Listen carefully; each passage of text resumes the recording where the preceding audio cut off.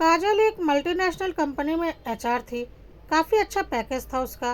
और उसका पति राजीव एक सॉफ्टवेयर इंजीनियर था।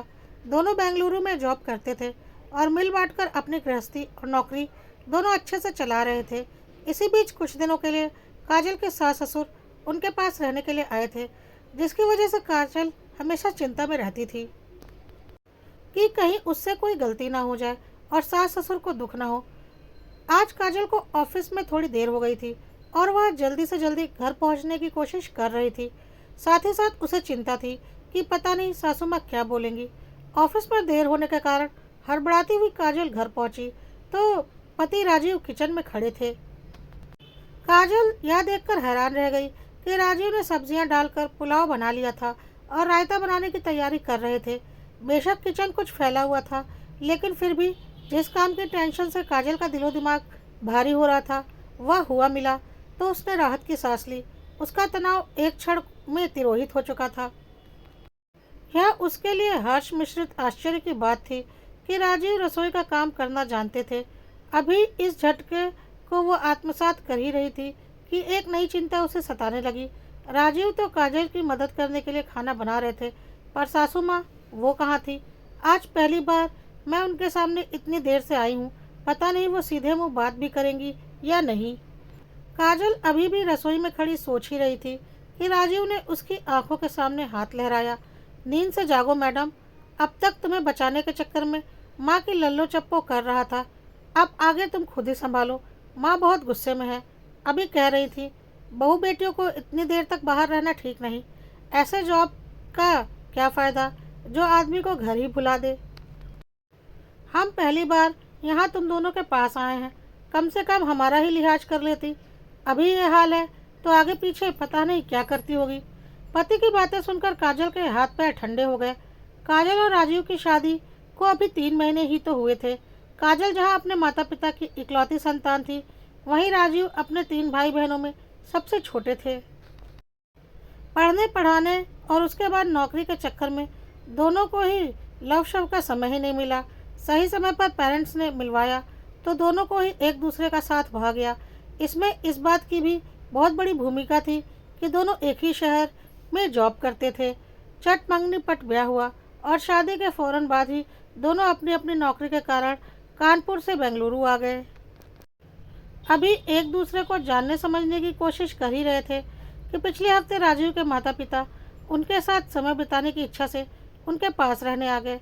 काजल को यूं तो अपनी सास से कोई परेशानी नहीं थी, लेकिन उनकी ज़रूरत से ज़्यादा अनुशासित जीवन जीने की आदत कभी कभी काजल को परेशान कर देती थी।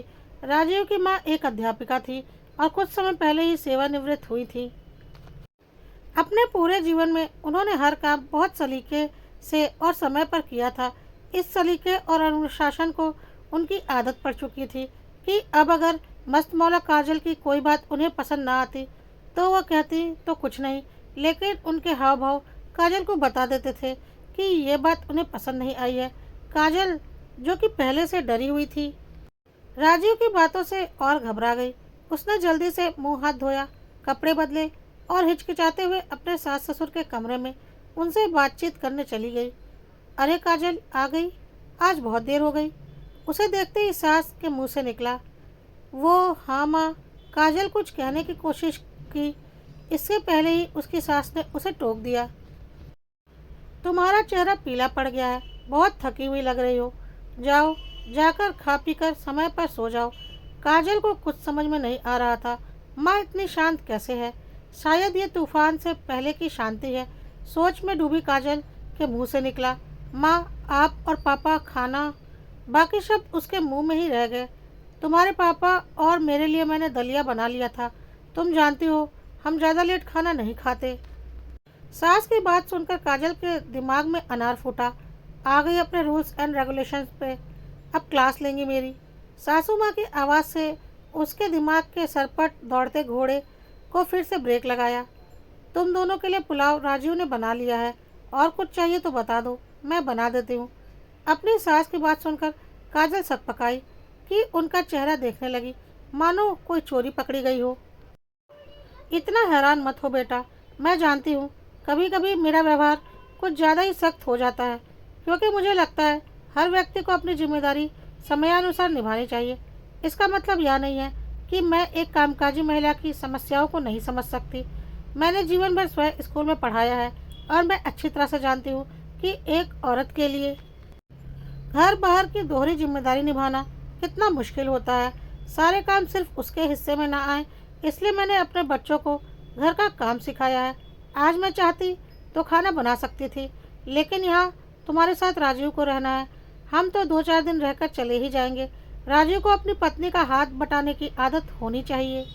मैंने हम दोनों के लिए खाना बनाकर अपने बेटे का बोझ तो हल्का कर दिया, पर उसे ये याद रखना होगा कि तुम्हारा बोझ हल्का करने की जिम्मेदारी उसकी है। अपनी पत्नी और माँ की बातें सुनकर ससुर जी और राजीव के होठों पर तो मुस्कुराहट थी। काजल को भी अनुशासित सास में छिपी स्नेहिल माँ नजर आ गई थी। उसने मन ही मन अपने पिता को धन्यवाद दिया, जिन्होंने उसके लिए इतना सुलझा हुआ परिवार चुना था।